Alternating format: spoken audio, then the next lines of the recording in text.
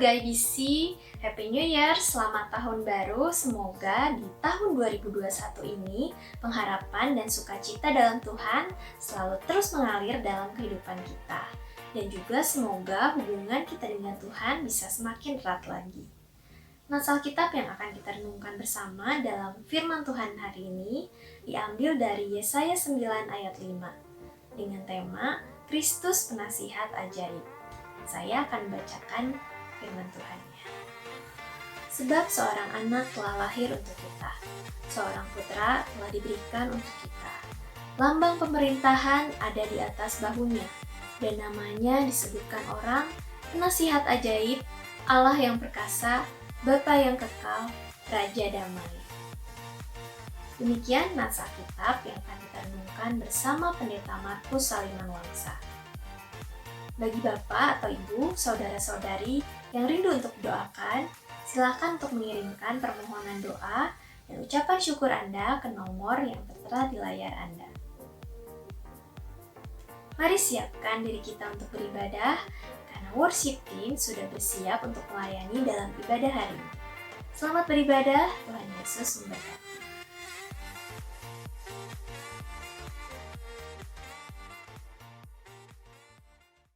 Shalom keluarga IBC, apa kabar semuanya?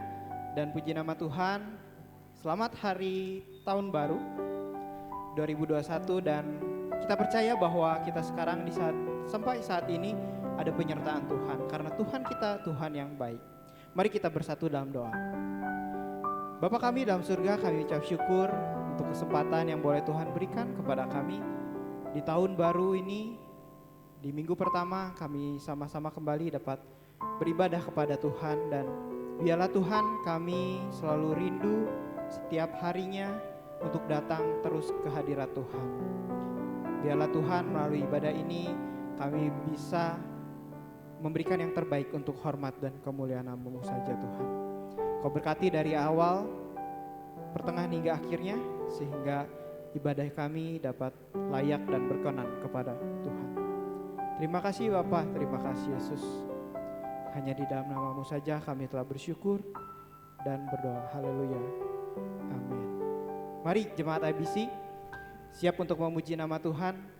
Tuhan kita Tuhan yang baik. Bersyukurlah kepada Tuhan.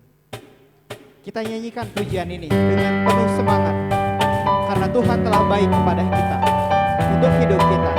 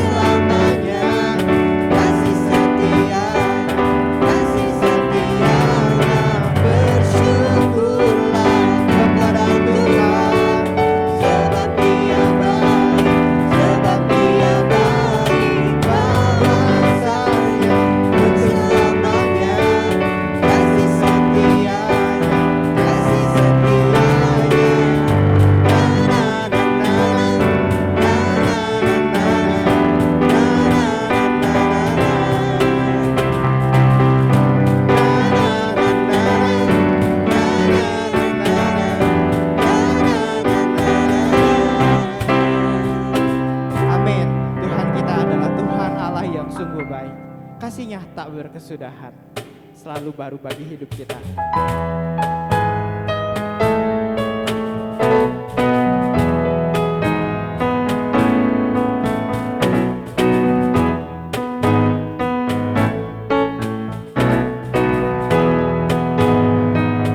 Kasih Allah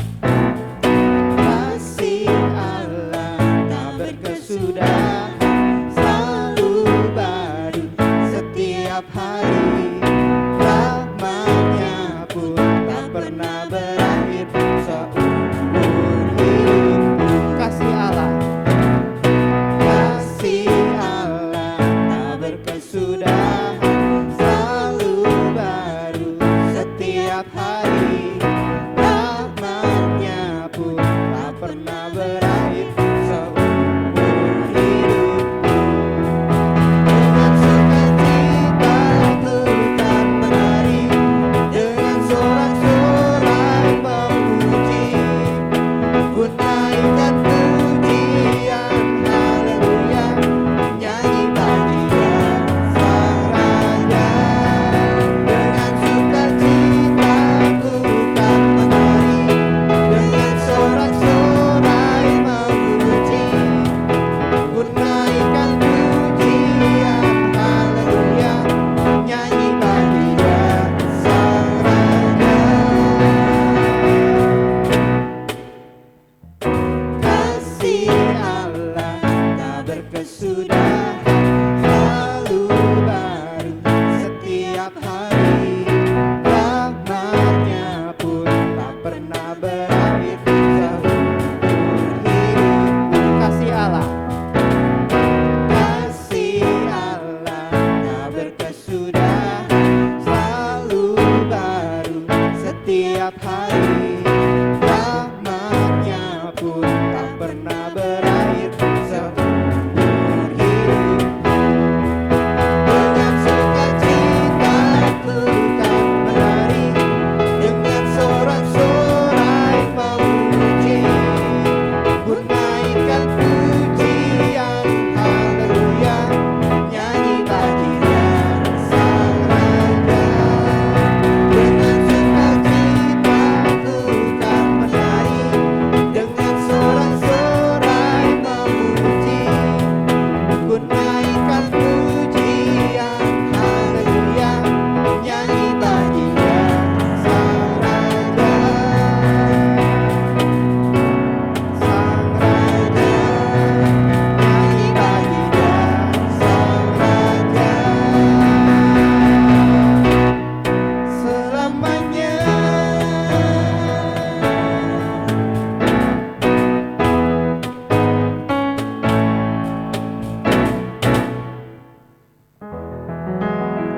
Haleluya.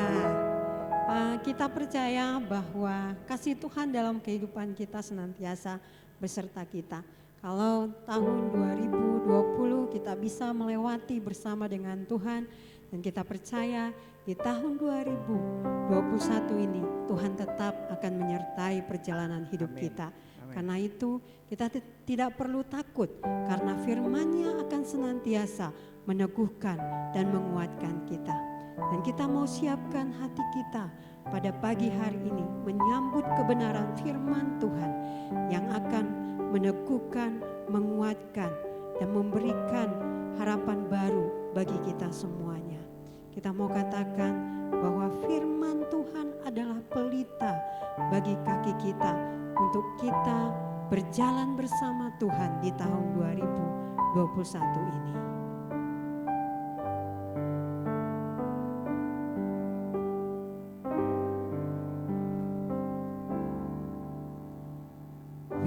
Firman-Mu pelita bagi kakiku, terang bagi jalanku.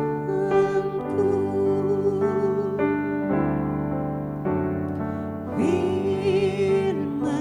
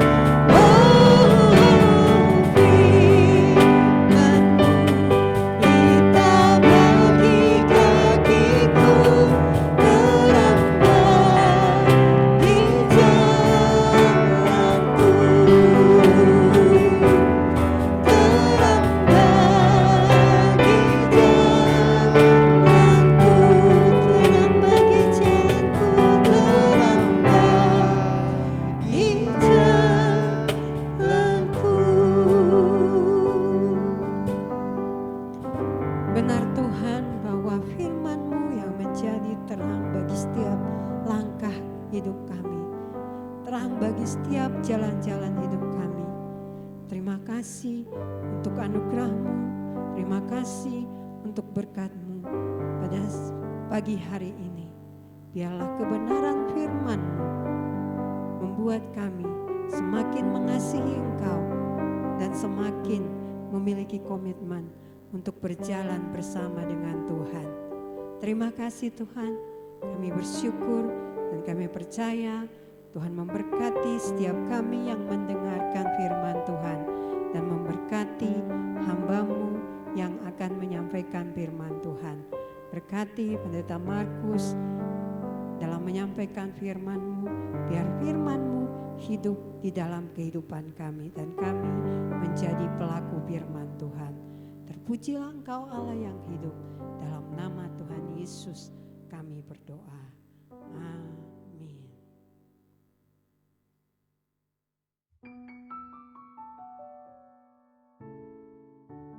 Shalom. Selamat pagi Bapak dan Ibu dan saudara-saudara yang dikasihi oleh Tuhan kita Yesus Kristus. Selamat berjumpa dalam ibadah hari Sabat minggu pertama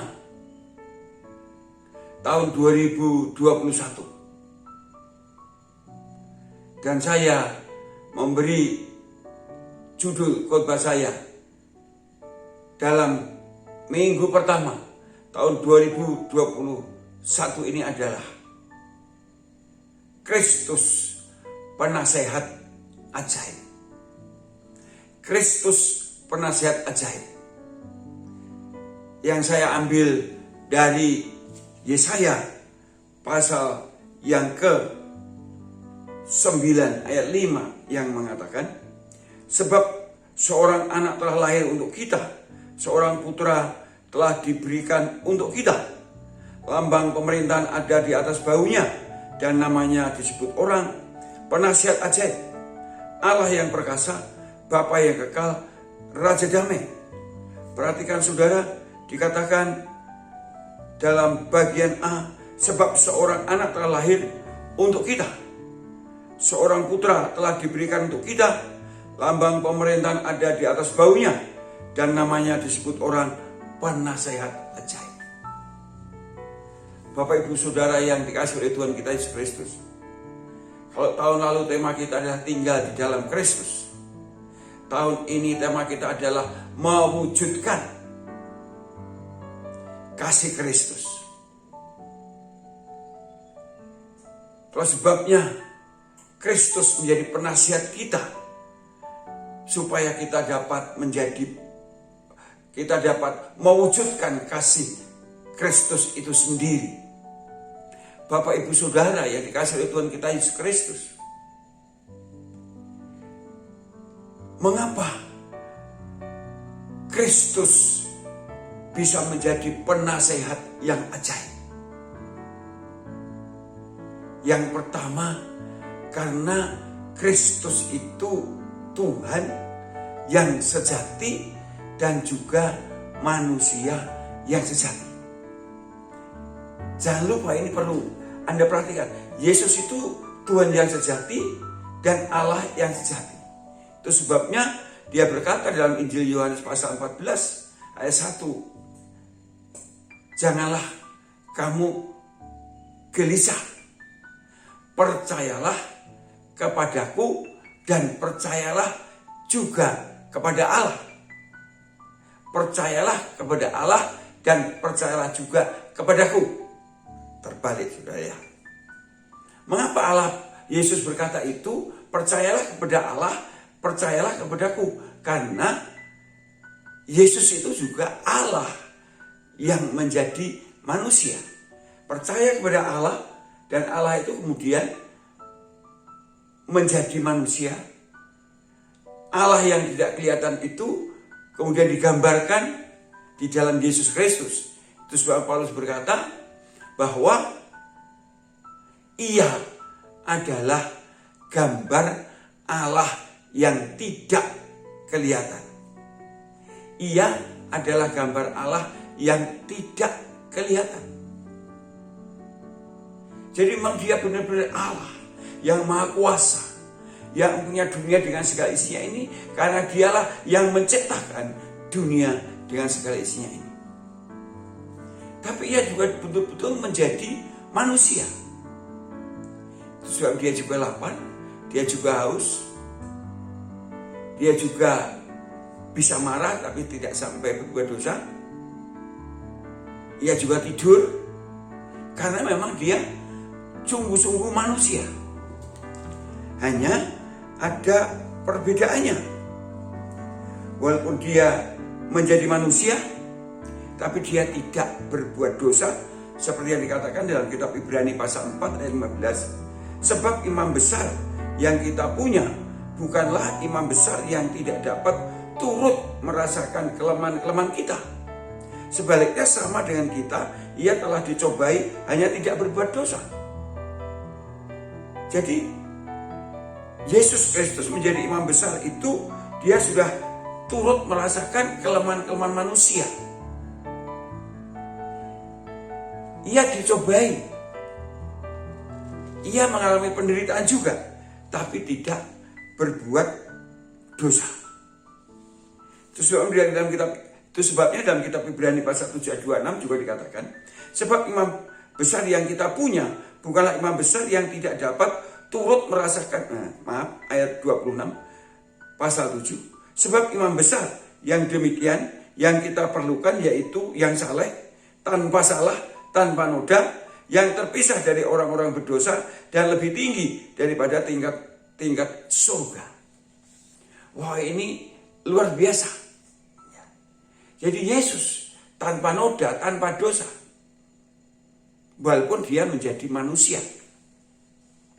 Itulah Rasul Paulus juga berkata dalam Filipi pasal 2 ayat 6, yang walaupun dalam rupa Allah tidak menganggap kesetaraannya dengan Allah itu sebagai milik yang harus dipertahankan, melainkan telah mengosongkan dirinya sendiri dan mengambil rupa seorang hamba dan menjadi sama dengan manusia. Jadi walaupun dalam rupa Allah tidak menganggap itu sebagai hak yang harus dipertahankan, bahkan mengosongkan diri, kemudian menjadi manusia, menjadi hamba sama dengan semua orang. Ini luar biasa, dia benar-benar Allah, tapi juga benar-benar manusia, hanya dia tidak berbuat dosa. Sehingga bisa menasehati manusia, karena dia mengalaminya. Bapak Ibu, Saudara, orang yang pernah mengalami sakit gigi bisa menasehati orang yang mengalami sakit gigi itu. Orang yang pernah mengalami sakit jantung seperti saya bisa menasehati orang-orang yang kena jantung seperti saya,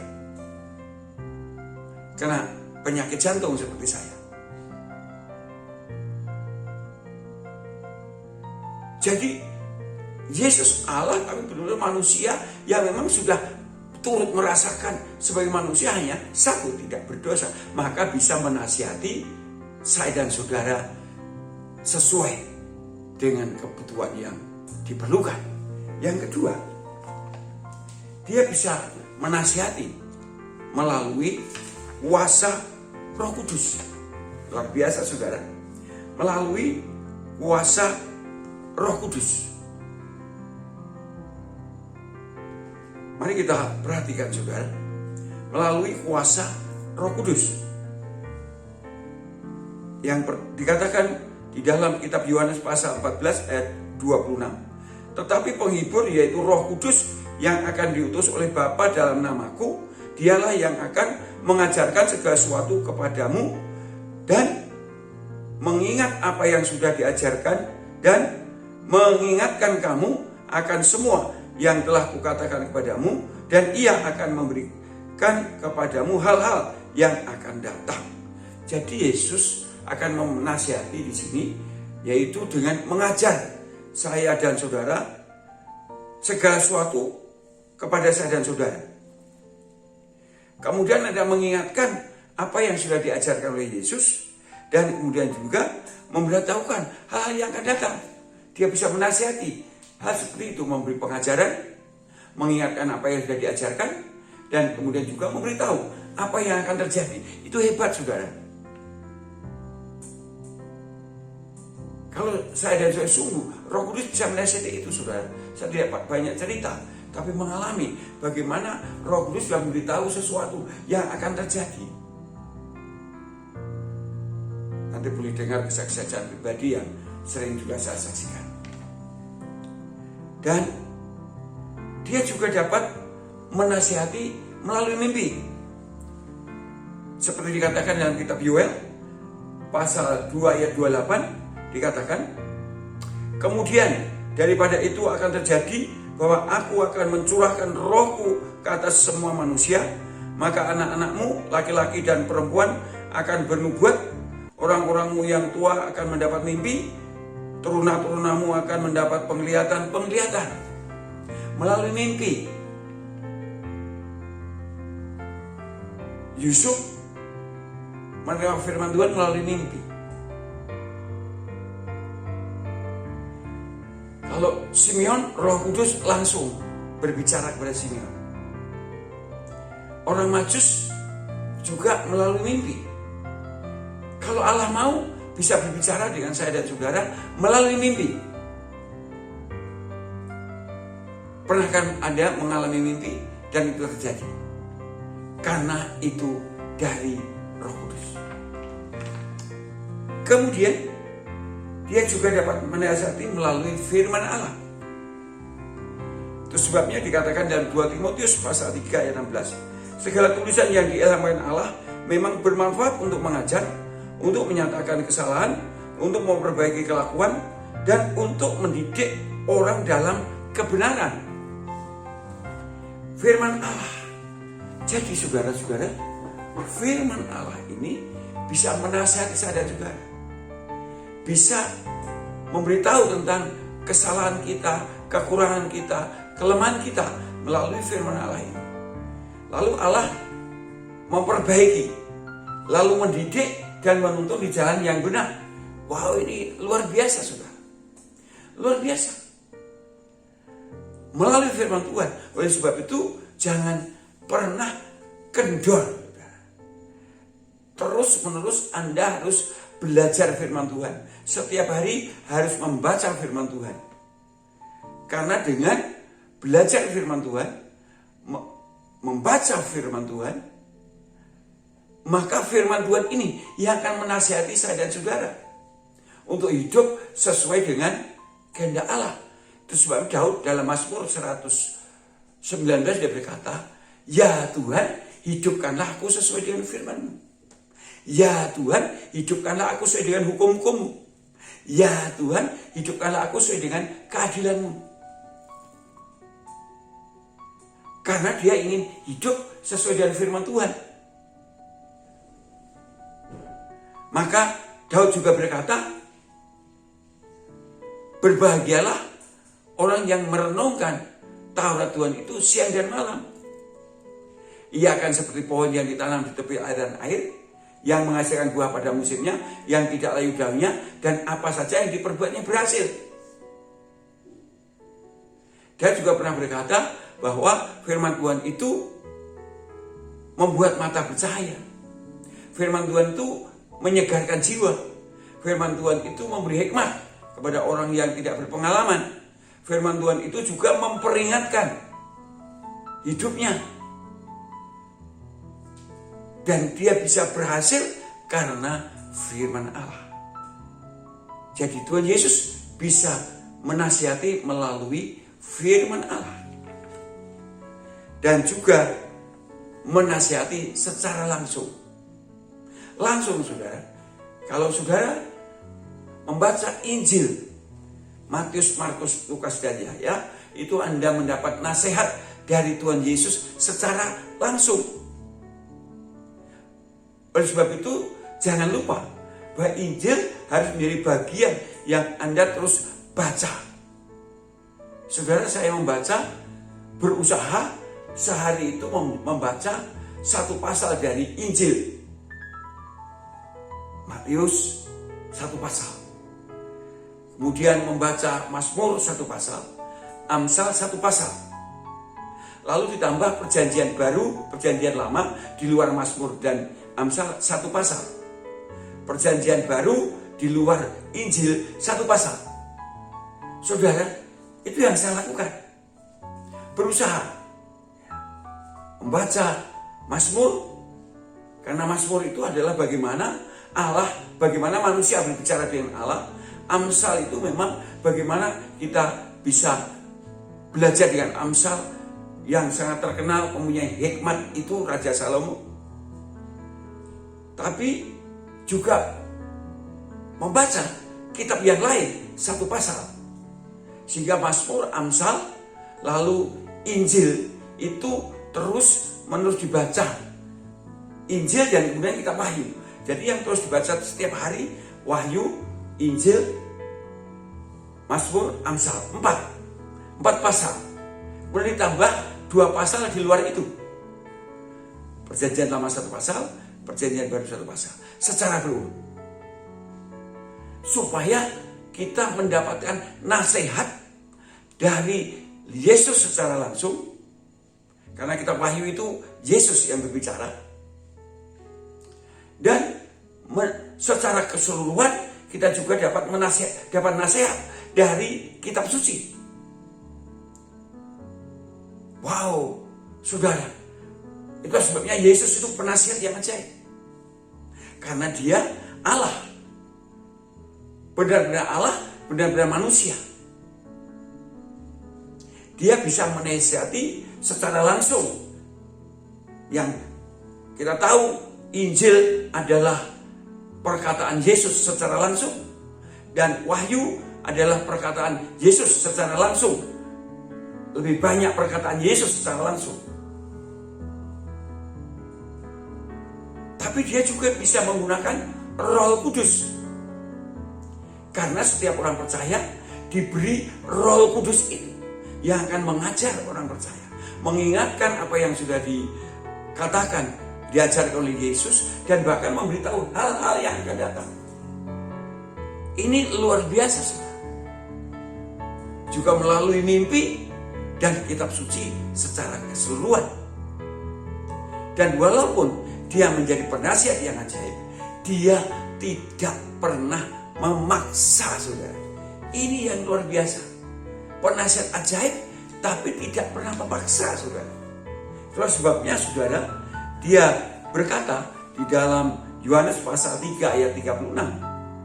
Dikatakan, barang siapa percaya kepada anak, ia beroleh hidup yang kekal. Tapi barang siapa tidak taat kepada anak, ia tidak akan melihat hidup, melainkan murka Allah tetap ada atasnya. Dia tidak berkata, semua orang harus percaya kepadaku. Tidak. Semua orang harus percaya kepadaku. Tidak, saudara. Barang siapa, ada yang mau ditawarkan, barang siapa. Juga dalam Yohanes pasal 5 ayat 24 dikatakan, aku berkata kepadamu, sesungguhnya barang siapa mendengar perkataanku dan percaya, barang siapa yang mendengar dan percaya, mempunyai hidup yang kekal, tidak dihukum, sudah pindah dari dalam maut ke dalam hidup. Tapi barang siapa yang percaya, yang tidak percaya tidak apa-apa. Barang siapa sudah mendengar, lalu percaya, mendengar tidak percaya nggak apa-apa. Karena Yesus tidak pernah memaksa. Walaupun kalau tidak percaya memang punya efek, tidak memiliki hidup kekal itu. Ini sungguh luar biasa.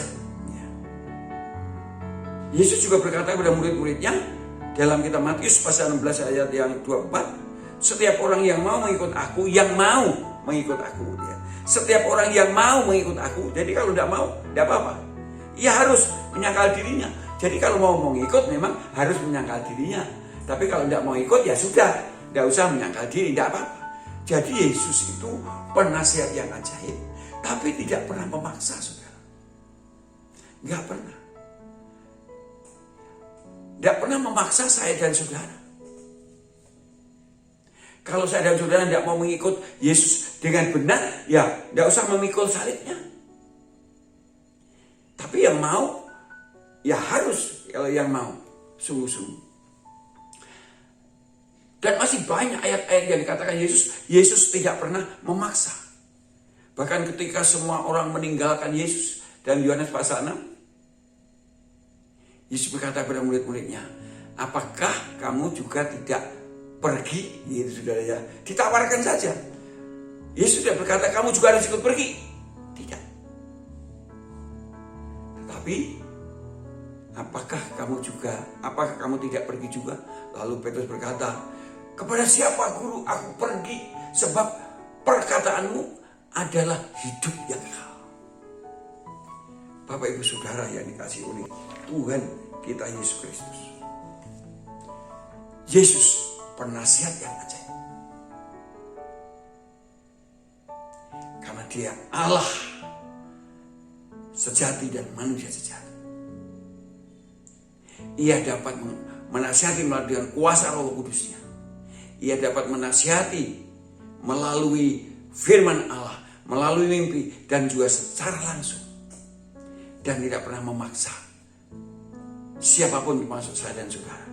Tapi bagi saya dan saudara yang sungguh percaya kepada Tuhan Yesus Kristus, pasti saya dan saudara mempunyai hidup yang kekal. Dan kalau saya dan saudara mau mengikuti perintah Yesus, menuruti perintah-perintah Yesus, maka kita juga akan mengalami kuasa dan kasih Allah dalam hidup saya dan saudara. Mengalami diberkati oleh Allah. Itu sebab kita tinggal pilih.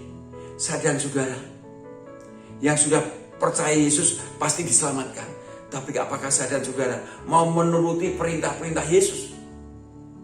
Sehingga kita akan mengalami kasih-Nya, kuasanya di muka bumi ini, berkatnya di muka bumi ini, sehingga kita benar-benar bisa dipakai oleh Tuhan untuk memuliakan namanya di muka bumi ini.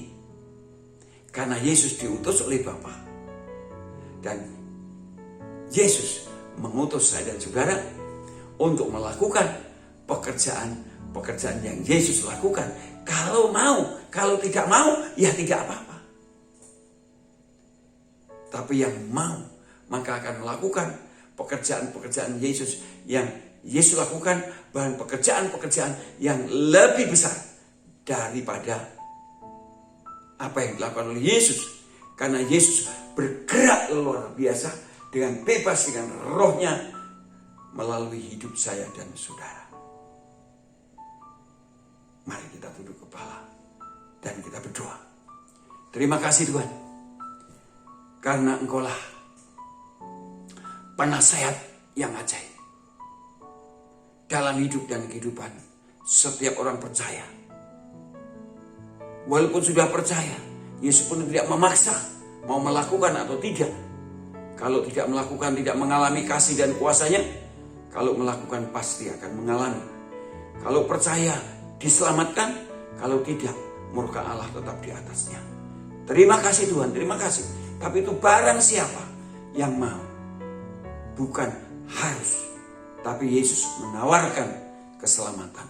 Yesus menawarkan hidup yang lebih baik kalau mau menuruti perintah-perintahnya.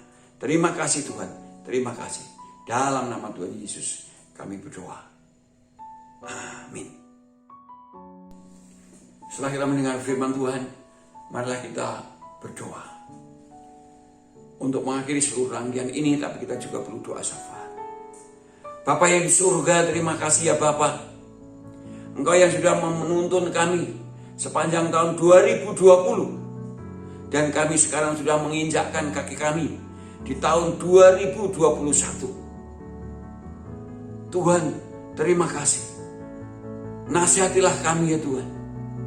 Karena Engkaulah penasihat yang ajaib. Bimbinglah kami. Baik Engkau membimbing kami secara langsung, melalui kuasa Roh Kudus, melalui firman Allah yang sudah tertulis dalam Alkitab, melalui mimpi, kami mohon bimbingan-Mu, sehingga kami sungguh-sungguh dapat meniti tahun 2021 ini. Sungguh-sungguh hidup sesuai dengan kehendak-Mu, hidup sesuai dengan rencana-Mu, sehingga kami boleh mengalami kasih-Mu dan kuasa-Mu yang semakin dahsyat, dan kami boleh menjadi alat-Mu yang semakin efektif untuk hormat dan kemuliaan nama Tuhan itu sendiri. Terima kasih Tuhan. Kami berdoa sembuhkan mereka yang sakit, Hiburkan mereka yang sedang ada kesusahan. Buka jalan keluar mereka yang sedang ada dalam kesulitan. Bukakan jalan-jalan berkat bagi setiap anak-anak-Mu. Berkat-berkat rohani yang selalu menguatkan iman dan membuat hidupnya tetap menyala, tak berkobar-kobar sebagai anak-anak Tuhan. Tapi juga berkat-berkat jasmani yang bisa menopang hidup dan pelayanan anak-anak-Mu. Terima kasih Tuhan. Terima kasih. Kiranya damai sejahtera Allah yang tidak sama dengan dunia memberi sungguh nyata dalam kehidupan anak-anak-Mu. Kasih dan kuasa Allah yang ada dalam Tuhan Bapa, Anak dan Roh Kudus menyertai dan memberkati jemaat-Mu ini dari sekarang sampai selama-lamanya. Amin. Shalom keluarga IBC, semoga ibadah online minggu ini bisa memberkati kita semua. Dalam sesi IBC Update minggu ini, saya akan berikan beberapa informasi seputar kegiatan IBC. Yang pertama, IBC mengucapkan selamat ulang tahun kepada jemaat yang berulang tahun di minggu ini. Tuhan Yesus memberkati. Update terus kerohanian kita setiap pagi dengan mengakses embun sorgawi Renungan Pagi Keluarga IBC yang rilis setiap pukul 5 pagi melalui YouTube channel IBC Production atau melalui WA Group IBC. Bagi IBC Kids, jangan lupa untuk beribadah secara online setiap hari Minggu jam 8 pagi melalui YouTube channel IBC. Para orang tua diharapkan dapat mendampingi buah hatinya dalam pertumbuhan rohani melalui ibadah online ini. Persembahan dan persepuluhan dapat dimasukkan ke dalam kotak yang sudah tersedia di gereja atau melalui transfer ke nomor rekening yang tertera di layar Anda. Demikian IBC Update minggu ini. Stay healthy, stay blessed, and stay happy. God bless you.